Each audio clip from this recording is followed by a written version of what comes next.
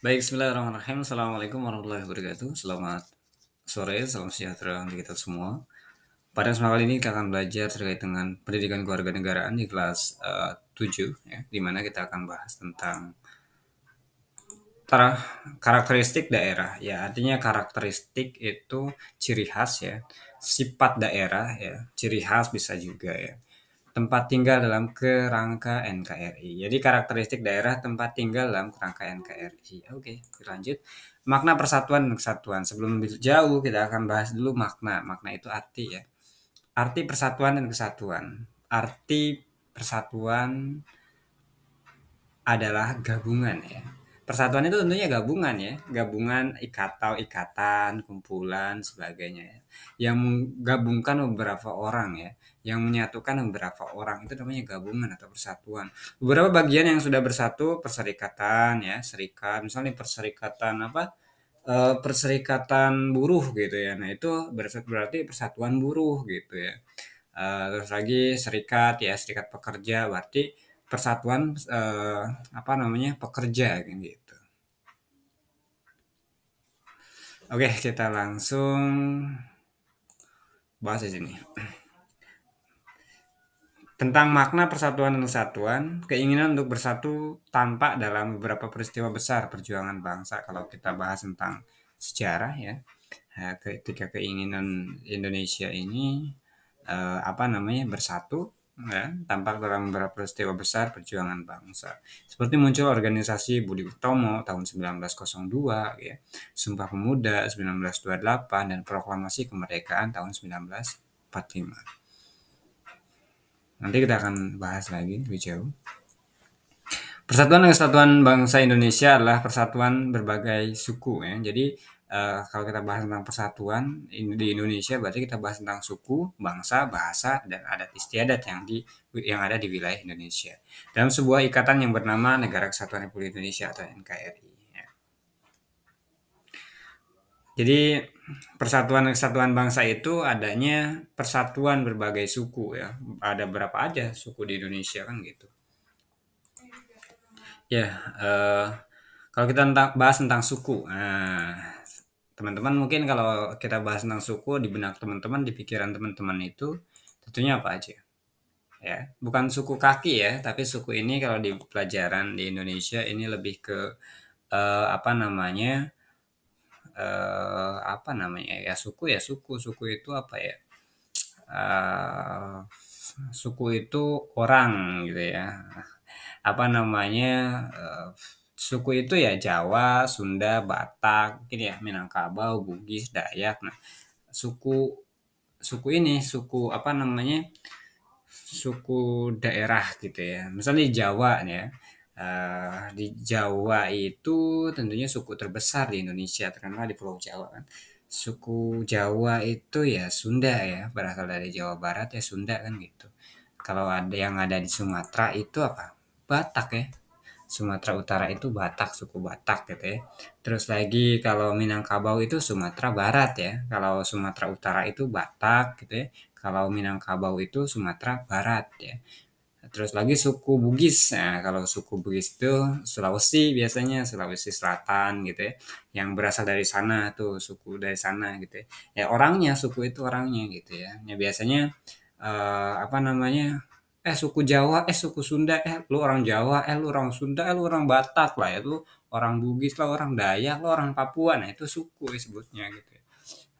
Gitu ya. Nah, Indonesia ini memiliki lebih dari 1.300 suku bangsa yang tersebar di seluruh Nusantara di Indonesia ini ya.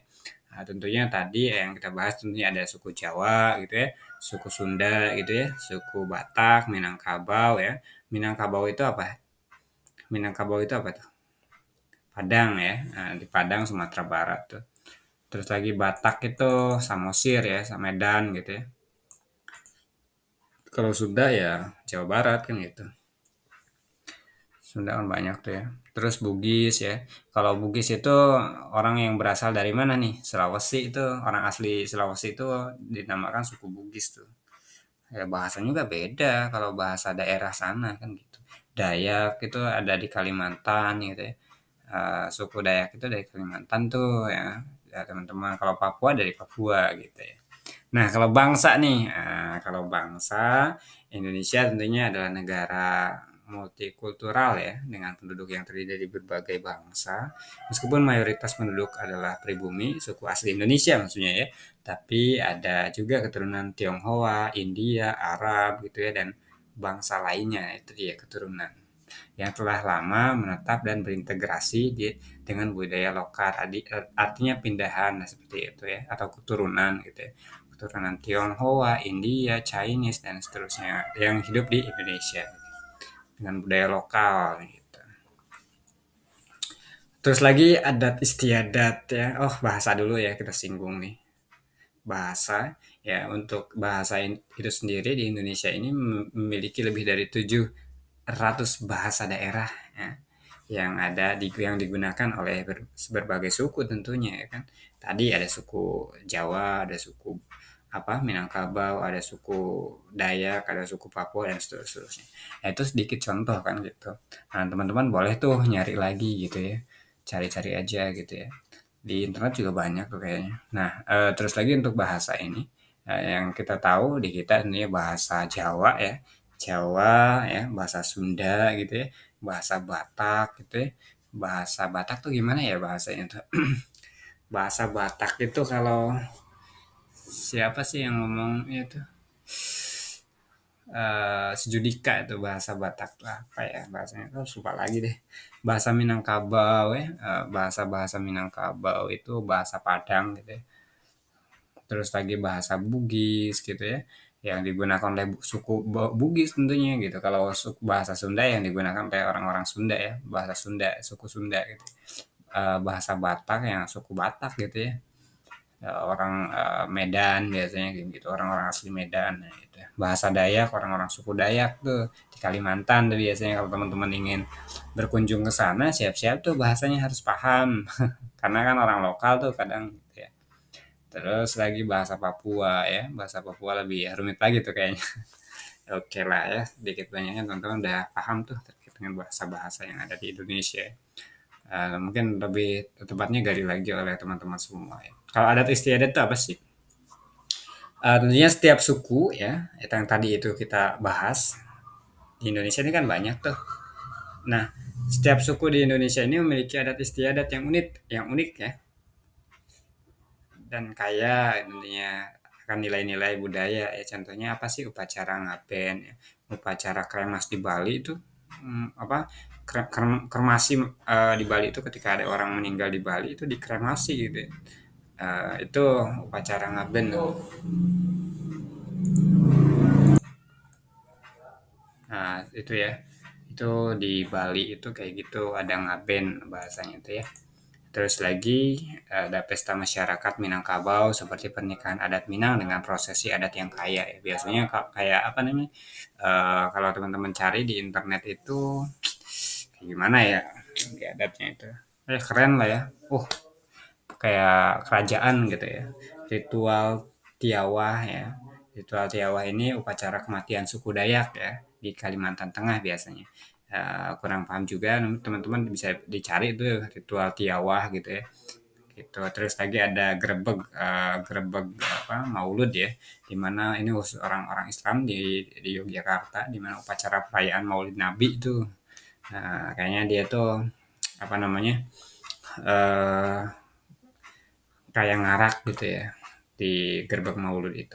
Upacara kasada itu ada juga upacara kasada ya. Upacara kasada itu ritual suku Tengger ya di Gunung Bromo biasanya itu. Rambu Solo, upacara pemakaman suku Toraja di Sulawesi Selatan itu Rambu Solo. Upacara adat Papeda ya, bukan Tapera ya, tapi Papeda. Upacara adat Papeda ini upacara makan Papeda di Papua gitu ya. Seperti apa makannya dicari-cari aja teman-teman. Saya juga belum bisa menjelaskan lebih lanjut ya. Sekedar sharing seperti itu. Masih tentang arti penting dalam pemahaman karakteristik daerah tempat tinggal ya. Nah, di sini juga kan arti penting dalam pemahaman karakteristik itu ya perbedaan ya. Kan Bogor dengan atau enggak apa Jawa dengan Minangkabau tuh beda-beda tempatnya kan gitu. Perbedaan atau karakteristik sifatnya gitu ya. daerah tempat tinggal. Nah, perlawanan rakyat terhadap penjajahan di berbagai daerah menjadi upaya persamaan untuk terbebas dari jajah bangsa asing ya. Ketika zaman dulu ya, ketika apa namanya perlawanan rakyat terhadap penjajah waktu zaman penjajahan, di mana berbagai daerah setiap daerah itu menjadi upaya bersama untuk terbebas dari jajahan ya iyalah semua orang pengen merdeka semua orang pengen apa namanya free ya pengen apa bebas dari hal-hal penjajahan kan gitu mereka pengen tentram aman damai gitu ya dari bangsa penjajahan asing zaman dulu itu ya. Oke lah ya. Nah, di sini juga dalam masa penggerakan nasional selain organisasi politik juga muncul organisasi pemuda yang bersifat kedaerahan. Banyak lah apa namanya organisasi-organisasi pemuda yang bersifat kedaerahan. Gitu ya. Dalam perkembangan selanjutnya diadakan Kongres 30 April sampai 2 Mei tahun 1926 seluruh merdeka Indonesia bersama antar organisasi pemuda di mana hal ini dilakukan untuk menunjukkan nasionalisme terhadap bangsa Indonesia.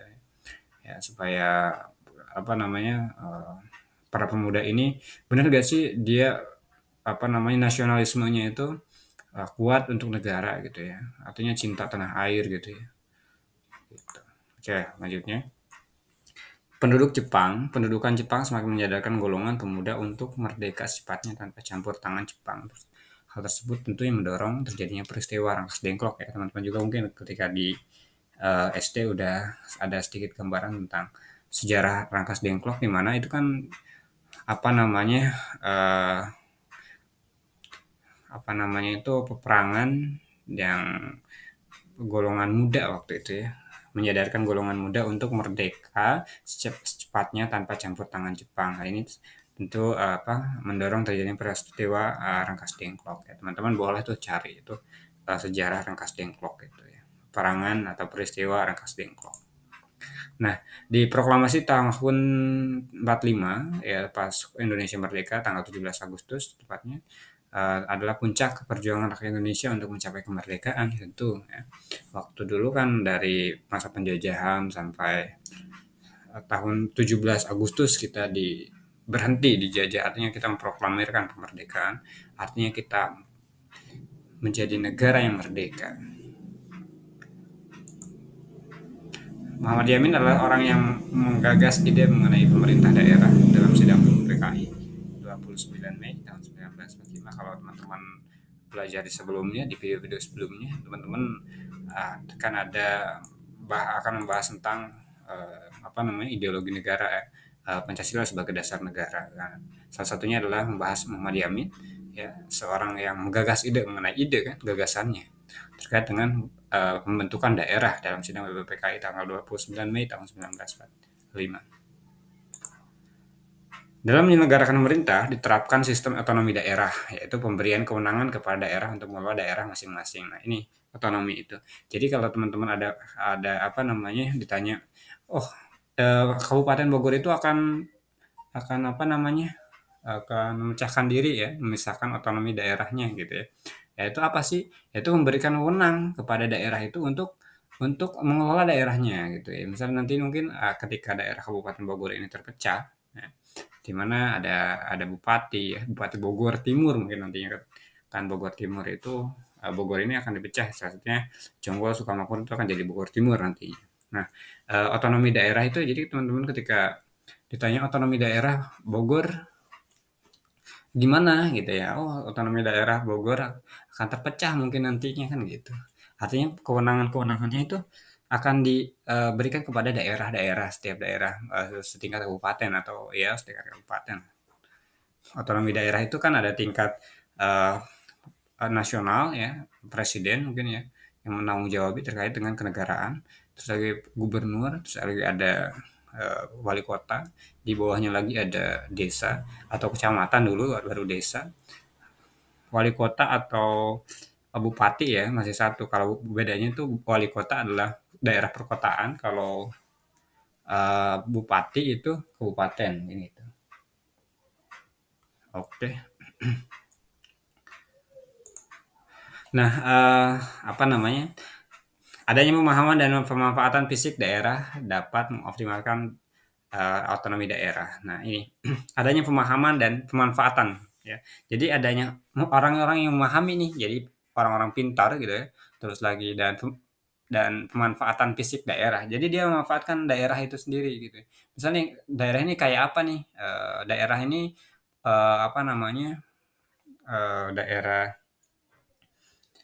apa namanya tuh keunggulannya di mana gitu? Apakah memang banyak emasnya seperti halnya di Papua?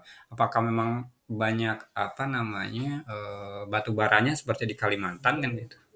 Nah tentunya dari apa namanya dari hal tersebut harusnya bisa dimanfaatkan oleh daerah masing-masing untuk apa mengoptimalkan otonomi daerahnya, pendapatan daerahnya gitu, wewenang daerahnya kan gitu. Jadi ketika ada otonomi daerahnya itu berjalan, tadi daerahnya sudah dikembangkan sedemikian rupa, banyak penghasilannya, itu masuk ke daerah juga kan itu untuk pengembangan daerah. Nah, gitu ya, kewenangan daerah untuk mengelola daerah masing-masing itu.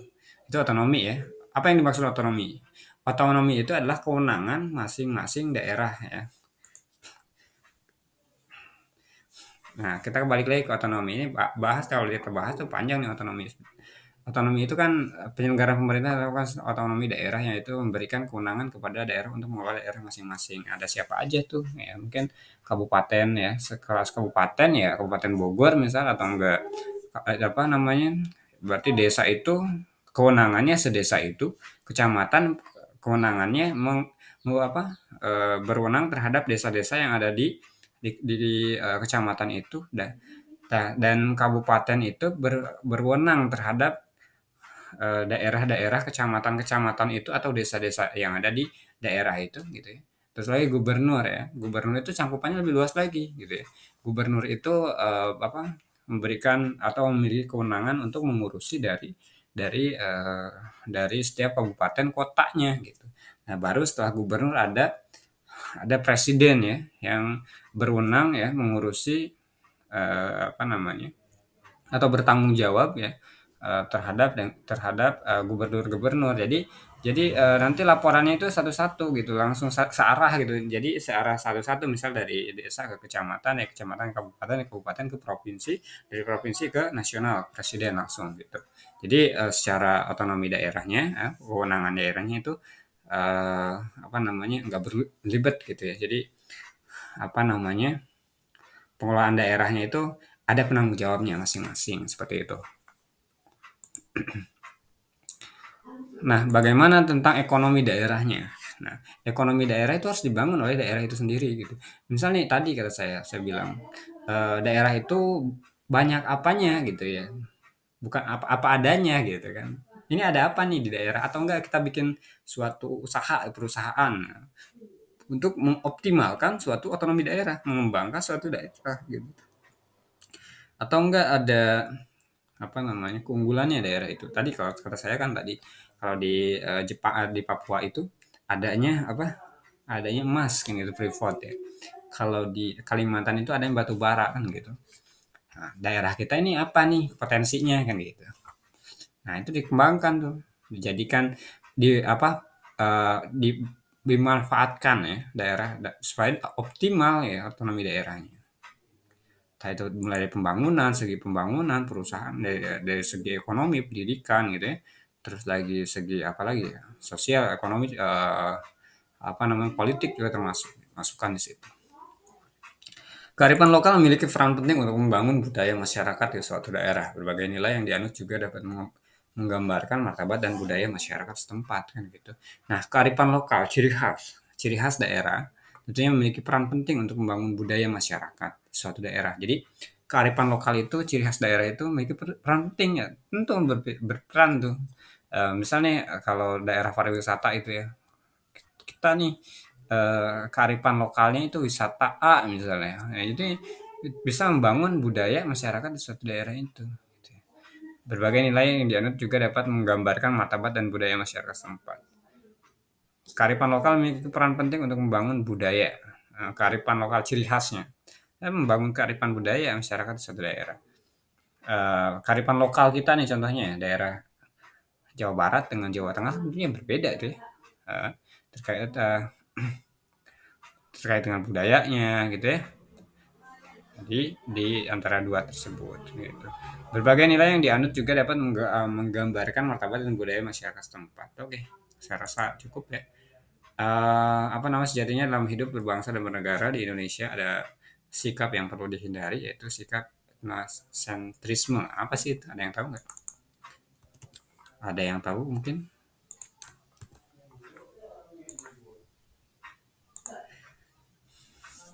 Etnosentrisme itu adalah sikap atau keyakinan bahwa budaya, nilai, dan norma dari kelompok etnis sendiri adalah yang terbaik atau paling superior ya. Nah itu jangan jangan meyakinkan bahwa budaya atau nilai dan norma dari kelompok etnis sendiri adalah yang terbaik atau paling superior dibandingkan dengan kelompok etnis lainnya. Kita harus jangan ada sikap seperti itu gitu. Sikap yang seringkali menyebabkan individu atau kelompok menilai budaya lain berdasarkan standar dan nilai budaya mereka sendiri gitu ya. Dia lebih condong ke oh budaya lain lebih bagus daripada kita ya. Jangan seperti itu gitu ya. Sayangi daerah kita sendiri, budaya kita sendiri gitu ya.